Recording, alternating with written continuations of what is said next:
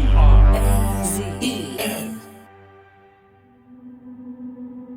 So here we are, almost at the end of the road. But before we can rest this case, there are some loose ends we need to tie up. And there are a couple of twists left in this story too. We're going to hear from a surprised last-minute witness, one with a very important story to tell. His name is Ken Jones. Yeah, so this is Kenneth Jones, go by Ken. This interview has been a long time coming. Producer Max has been going back and forth with him for months. Retired from the FBI in 2017, started my career in 1989. All the fuss about Havana Syndrome passed Ken by at first. He didn't even hear about it until 2021. But when he did, it was like a thunderbolt. And I started going, wow. Ken has never gone public. Until now. You know, a lot of these people were having suspected RF attacks, radio frequency attacks, and I had a known RF attack.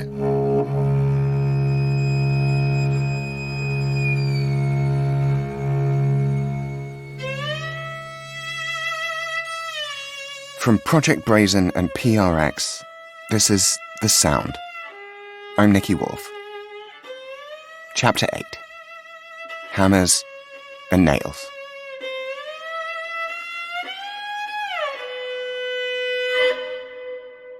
Let's recap a bit. We started with the diplomats, Kevin and Karen, Doug and Kate. We started hearing this sound at our house. Very high-pitched noise. And it was so loud that we couldn't talk. And we set out to answer a simple question. What the hell happened here? We pored over intel reports, expert analysis, and scientific papers. Weighed the evidence. Drugs, sonic energy, bug spray, a bunch of other theories we ruled out. We watched as the story went public, entered the global consciousness. It got a name, Havana Syndrome. And that brought us to the first of our two major hypotheses. It is a classic outbreak of mass psychogenic illness, standard textbook. But there was another theory that fits the pattern too. The most plausible form of microwave energy that might explain some of these cases was characterized as being pulsed. We went to Cuba. We saw how this story affected the country and its people. How they're the victims here too. And there, we heard it for ourselves. That's the sound. I said at the beginning of this story that it's been like nothing else I've ever reported on. And I meant it. Me and my producer Max, we've been in the trenches on this for a year now. And at times, it's almost broken us. This is such an unbelievably frustrating story. It feels like every time we learn something new, we actually know less. Take crickets. We dismissed them at first. Then Max and I heard one ourselves in Havana, and now we can't ignore it. It's loud and mechanical sounding. According to the microwave theory, the sound that patients reported hearing is caused by the Frey effect, pressure waves inside the skull. But Doug Ferguson hearing it with friends in the garden, being able to record it, doesn't fit.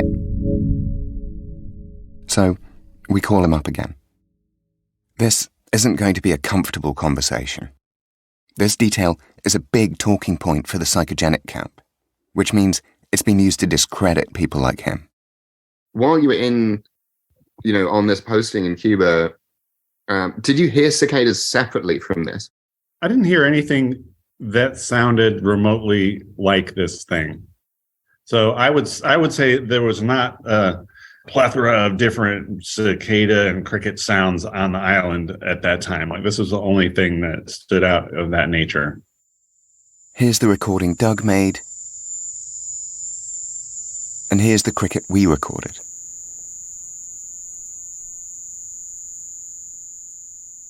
To the mass delusion camp, this is the explanation. People like Doug heard a cricket sound, and it triggered a psychogenic response. It's embarrassing to think that the United States government has spent the better part of the last 6 years getting people needlessly upset, all because of the mating call of the Indies' short-tailed cricket. But this version of events has its own problems. For one thing, Doug's experience isn't representative. More commonly, like Kevin and Karen Coates, the sound came in a focused beam that they could step in and out of, and the sound would start and stop. That people nearby couldn't hear it at all. We're all wrestling with this. What if the sound Doug heard in his garden isn't connected? If you say it's conceivable that this sound is the red herring, has nothing to do with what happened, I mean, that is totally a possibility. Maybe it is a red herring. If it is, it's a ginormous one that derailed the whole story. Investigations have false leads, and that's fine. But the fact is, people got hurt. There are still things about the cricket and psychogenic hypothesis that just don't fit for me, at least not as an explanation for everything. Doug and the others were diagnosed with brain injury by multiple medical teams at multiple institutions. Sure, the first JAMA study finding brain damage was widely criticized. After reviewing and reading the paper, I was disappointed because they really didn't provide any convincing data of brain injury or brain damage. But there's been more research since. A 2019 paper concluded a wholly psychogenic cause is very unlikely. Another study, this one looking at Canadian victims, was even firmer. Our findings confirm brain injury. And even the loudest skeptics admit that psychogenic symptoms usually fade over time with reduction in stress. That's just not what we're seeing. With Kate and Karen and Doug and Kevin and pretty much everyone we've heard from, the people who got sick are still sick. And at a certain point, the doctors just said, this is how things are going to be for you for the rest of your life.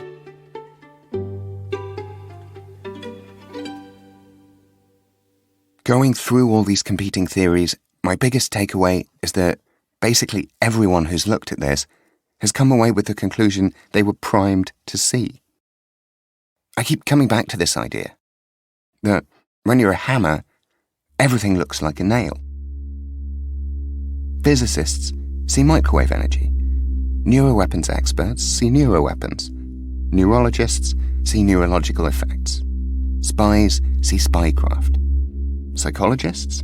My specialty area is mass psychogenic illness and social panics, which is exactly what is going on here.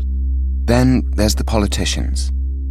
And for a lot of politicians in America, particularly Republicans, Cuba is a big nail. Do you do about it? Sure. I do believe Cuba is responsible. I do believe that. And it's a very unusual attack, as you know, but I do believe Cuba is responsible, yes. Look at the Trump administration's response. Trump won, and immediately after winning, started granting the right-wing politicians in Florida the wishes they wanted. For all the Cuban officials we met, the Trump administration's agenda was obvious. So-called Havana Syndrome was the pretext. It was President Trump's intention to roll back everything that Obama had achieved in bringing the two countries closer together. We want to put this allegation to the senior officials behind this policy. Were the AHIs, as the Cubans claim, a pretext for the administration to do something it was already planning to do? But we aren't really expecting a straight answer. We certainly aren't expecting to sit down with one of the key figures in this story within the Trump administration. Thank you so much for sitting down with us. I wonder if we could start by having you just introduce yourself. I'm John Bolton. I served as National Security Advisor in the Trump administration from April 2018 to September 2019. Bolton, who served as George W. Bush's ambassador to the UN, is notorious for his extreme hawkishness. Here's a taste. Every day that goes by makes North Korea a more dangerous country. There's no graver threat to our country today than weapons of mass destruction. If you continue to lie, cheat, and deceive, yes, there will indeed be hell to pay. This has made him more than a few enemies. You know, I'm under sanction today by China, Russia, Iran, and North Korea. Only Iran has tried to assassinate me, but who knows what comes next. The threats against him are considered credible enough that he arrives for our interview in a convoy of black SUVs and sweeps into the building in a phalanx of Secret Service officers. Bolton has fingerprints all over the Havana Syndrome story and the Trump administration's response. Several of his staff even got symptoms in London. So I and others felt that because it was possible, not certain, but possible, this emanated from a hostile foreign power, and we had our ideas who that might be, that we thought more needed to be done to consider that possibility and either find evidence to rule it in or rule it out. Obviously, that begged the question, who would want to do this? I think because the first reports came from Cuba, it would not be unreasonable to say the Cubans were doing it. But I think it becomes counterintuitive pretty quickly. If they wanted to keep the American embassy open, you wouldn't attack it. That tended to show that it was some other government, and a government with more capabilities than we thought the Cubans had. But despite this conclusion, the administration still cracked down, expelling Cuban diplomats, reinstating crushing sanctions, and putting it back on the state sponsor of terror list, returning Cuba to international pariah status. We thought we'd have to press Bolton on the allegations the Cuban government made, that the Cubans were scapegoats, that this was all part of a political agenda. But then he just kinda says it. Can you talk us through your decision to advise to put Cuba back on the state sponsors of terror list? I never thought Cuba should have been taken off that list. I thought the Obama administration had pursued a very misguided policy that exposed not just Cuba, but other countries in this hemisphere and potentially the United States to great risk. So for me, I thought it was a pretty straightforward question. Really didn't necessarily involve these attacks. So this wasn't part of that decision matrix? Not for me.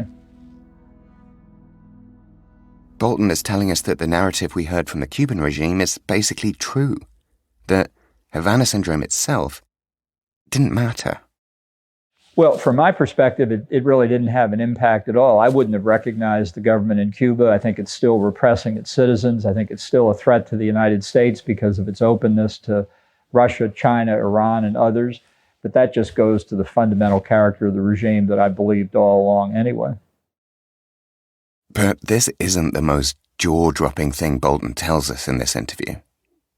At the time, the Trump administration was being closely scrutinized for the president's relationship with Russia. As you've heard, if the attack theory is real, there's no shortage of evidence that would point to Russia as at least the top suspect. But just listen to what Bolton says next. Since our concern was that one of the perpetrators, maybe the perpetrator, was Russia, we didn't feel we would get support from President Trump if we said we think the Russians are coming after American personnel. Let that sink in for a moment. Trump's national security advisor didn't think he would get White House support if he told the president Russia was the likely culprit. Who knows what he would have said? He might have said, do nothing at all. I didn't want to chance that because I did feel it was serious. When you don't have the ability to bring the hammer down and say, find the answer out, it's much easier for the bureaucracy to resist. That's exactly what happened. The bureaucracy resisted. The State Department's first investigations were slow and incomplete. The CIA did everything behind closed doors, only furthering the confusion and chaos. And it looked like that was where things were going to stand. But then, just before we wrap this show, another report comes out. It's the most dramatic one yet. And it's being touted in the media as the final word on the matter. Now to the stunning and unexpected findings from the Director of National Intelligence on Havana Syndrome. 5 U.S. intelligence agencies conclude it is very unlikely an enemy wielding a secret weapon was behind the mysterious ailment. So why is this one such a big deal? The DNI is a White House cabinet post tasked with getting all the intelligence community on the same page. This is the first real effort at a cross-government investigation, with 7 agencies participating.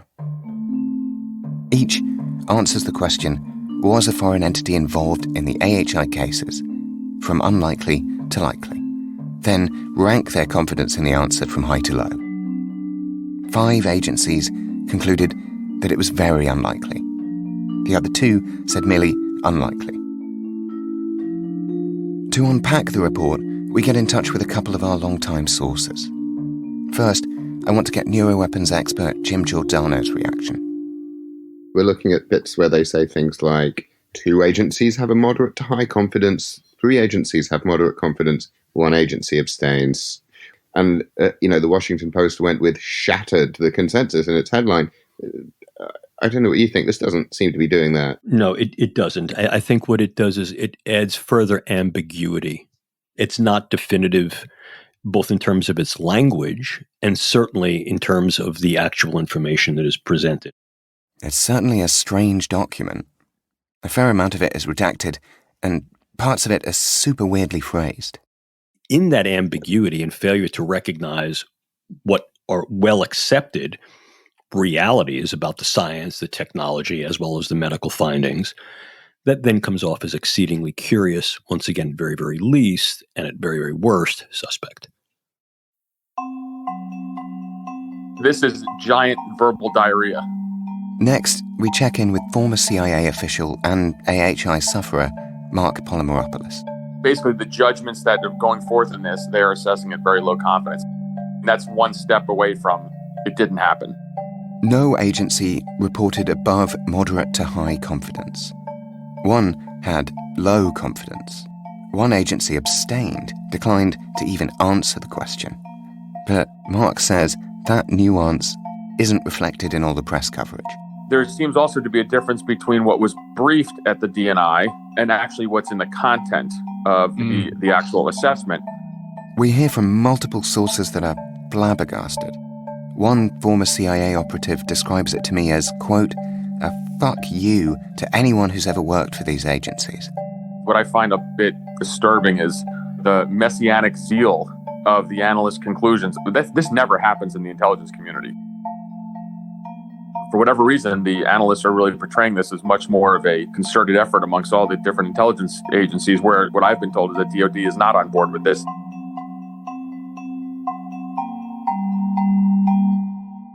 If Mark is right and the Pentagon does have doubts, that seems pretty important, doesn't it? We don't know from the report, though, because it doesn't specify which agencies took part. And on top of that, the White House is keeping its distance. Questioned by reporters, Press Secretary Karine Jean-Pierre declined to say either that the president was satisfied with the report or that he considered the matter settled. Maybe my vibe check is off here, but all this doesn't feel particularly conclusive to me. We'll be back after the break.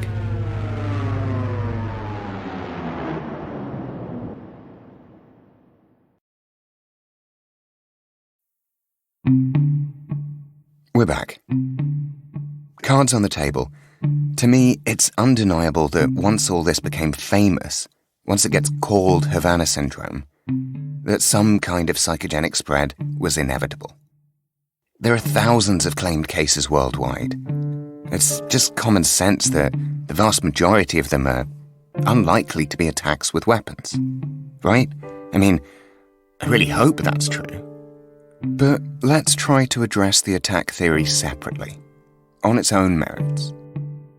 The general consensus is if it was an attack, pulsed microwaves, radio frequency radiation fits closest. It's a hypothesis I personally find credible. Let's run it down. First, possibility. Do the physics work? So, yes. We've seen that microwaves can be projected. We know it's theoretically capable of causing this kind of brain injury. And we know that via the Frey effect, it can also cause the experience of a sound.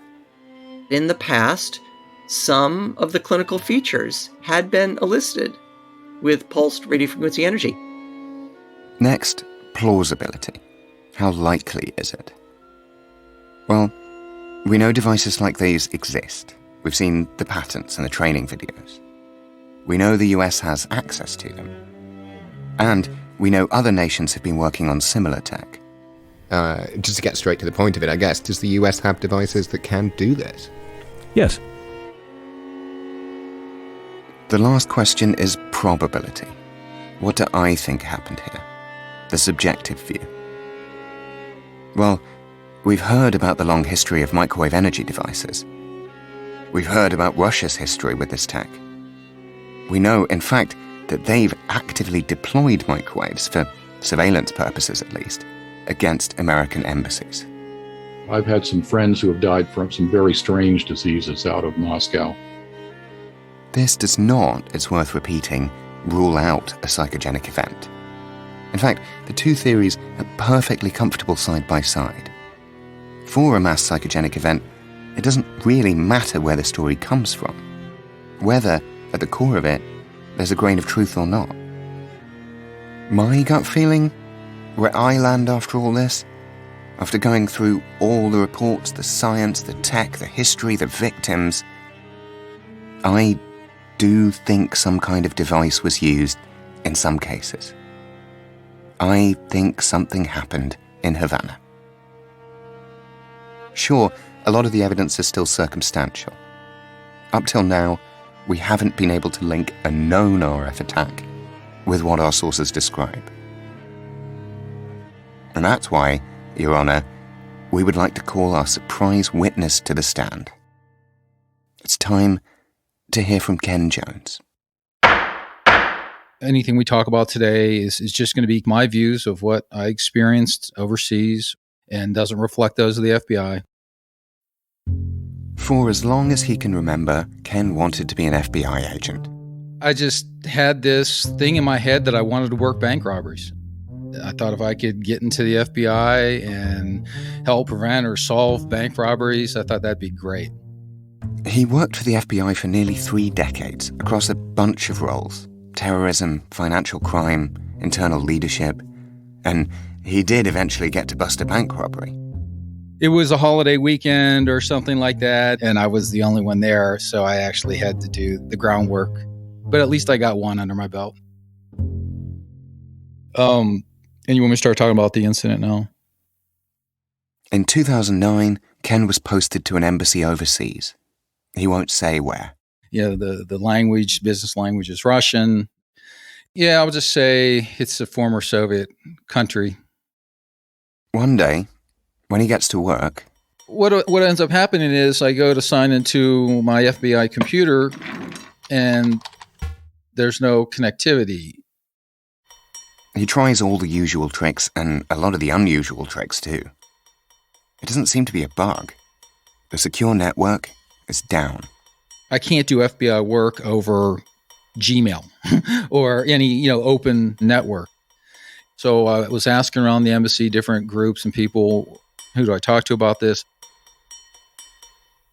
As we've seen, embassies have different agencies represented within them, operating under diplomatic cover. CIA, NSA, and others. Well, now, Ken connects with one of those agencies. He won't say which one. One of their representatives told me that, it's a country that is intentionally attacking this communication link, if you will, to either intercept comms, compromise comms, or just disrupt. Not just that. They tell him they know exactly who is attacking them. It isn't the country they're in, but a neighboring one, a foreign actor. Again, Ken won't say which, but when he asks how it's happening, the answer is unequivocal. Yeah, it was a radio wave attack.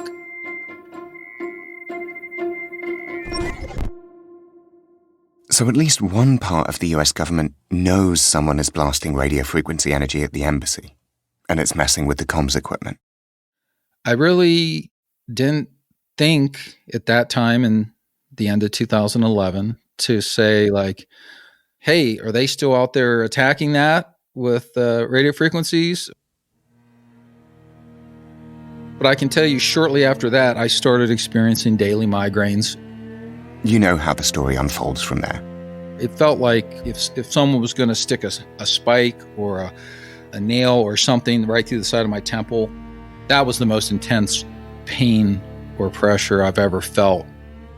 The symptoms worsen. He's dizzy, fatigued, and nauseous, ringing in his ears. Doctors can't figure out what's going on. And I started thinking, I'm losing my mind. I just started crying. I'm like, this is insane.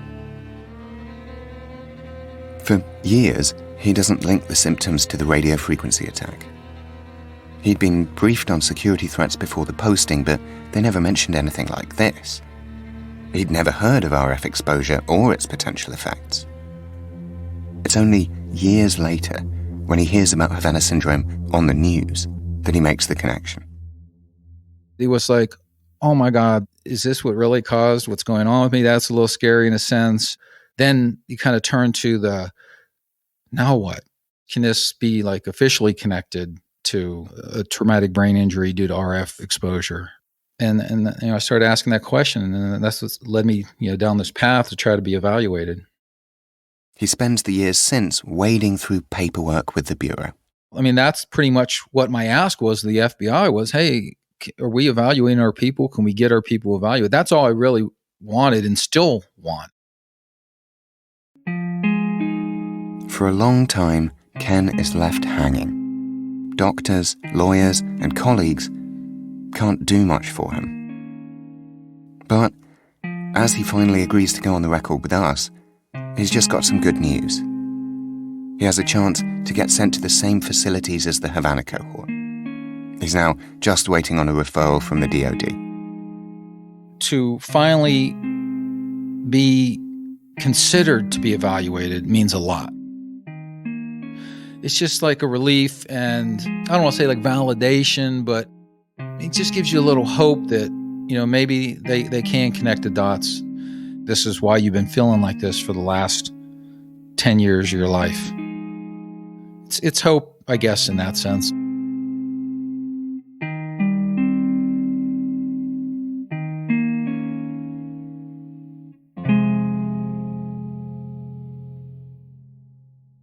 Ken is the first and so far the only FBI agent to tell his story on the record.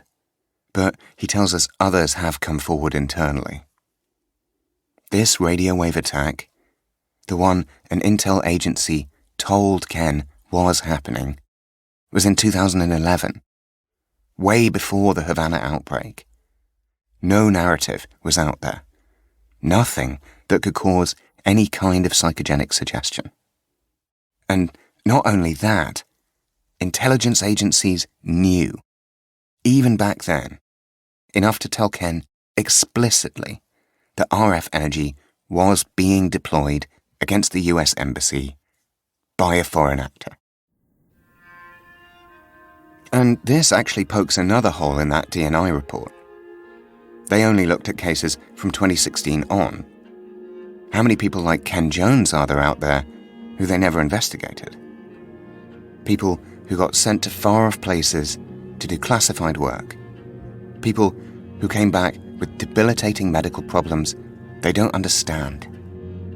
People who the US government are now trying to sweep under the rug. What happens to those people now?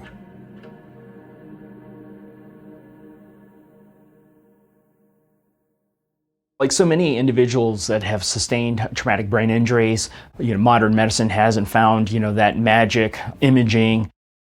This is Dr. David Day, the owner of a clinic called NewCoa in Virginia Beach.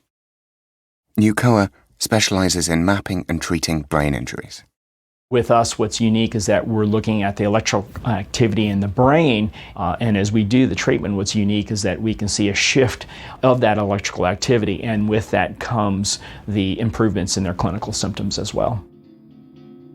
David, who's an ex-Navy SEAL doctor, is now treating a group of AHI patients.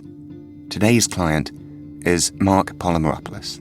Really, I woke up this morning, I'm like, uh-oh, something's not right again. Yeah. And again, the headache's at about a 3 or 4, but it's the pressure. After coming down with his AHI in Russia in 2017, Mark went looking for treatment. And I've had everything from the normal kind of pharmaceuticals, which deal with kind of migraine headaches, which I didn't like the side effects and they didn't help. I've had tens of rounds of kind of steroid injections in kind of the back of my neck and my head. Nothing was working whatsoever. After years of searching, some colleagues told Mark about David's work at NewCoa. They've had tremendous success with veterans who have traumatic brain injury or post-traumatic stress. And so there was an idea that this could help with the AHI patients, and certainly in my case, it really has. Do you mind if I take your glasses? Sure. Just set them down over here. Neck pillow, or are you good? No, I'm good. Okay, all right. Mark sits down in a lounge chair next to a big piece of machinery. It looks like a stainless steel cabinet or dresser with a computer monitor on top. He leans back as David lowers the device onto his forehead. All right, we're going to go ahead and place the coil on your head. Okay, just remember when the bell goes off, I want you to close your eyes and remain quiet for the 5 seconds that it's delivering the energy. Okay, here we go. Good.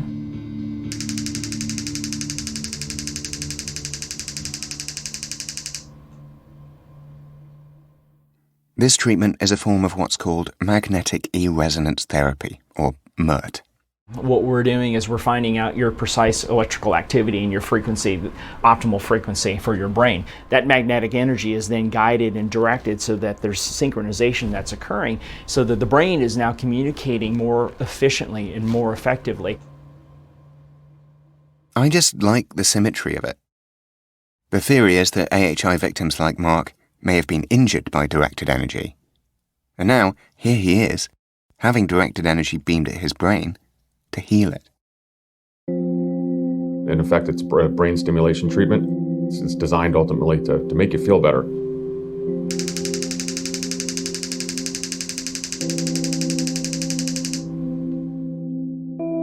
Mark comes to NewCoa whenever his symptoms get bad. He calls it a tune-up. I still have the daily headaches, but when I went through the first round of this, after that, the result was pretty remarkable. I mean, my headaches went down to about a 1 or a 2 from a 3 or 4, and if you think about that, with all the chronic pain I've gone through, going down from a 4 to a 1, that's a lifestyle change.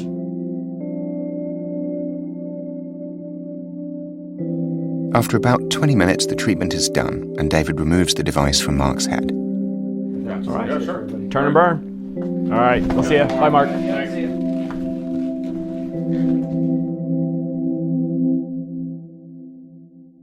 This is what life looks like now for Mark and the other victims.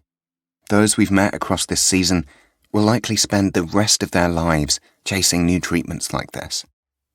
Their cases will continue to rattle through the federal bureaucracy.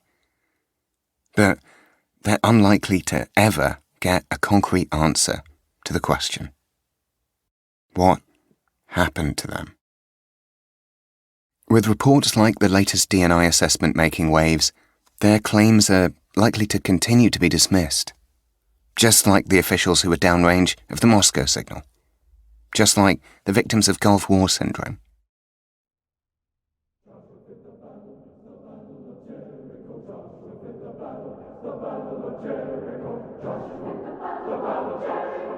I've been thinking again about this idea we talked about in episode 1.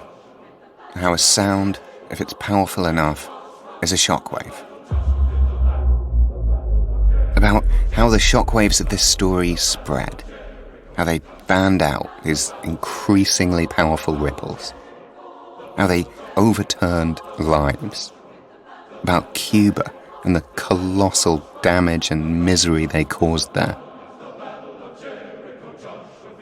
All these voices who've been drowned out in all this. Like the sufferers themselves trying over and over again to get treatment and answers. Many see the government as having abandoned them. Here's the thing, even if every single one of them is suffering a stress-induced psychogenic event, and me personally, I don't think that's the case, that would still speak to enormous negligence on the part of the government agencies responsible for their care. And in the meantime, all they can do is carry on. Some of them are pushing for cutting-edge treatment, like Mark. Others, like Doug and Kate, are still fighting to be taken seriously. Or trying to get their lives back, like Kevin and Karen. People like Ken are still coming forward, going public with their stories. I don't think we've heard the last of them.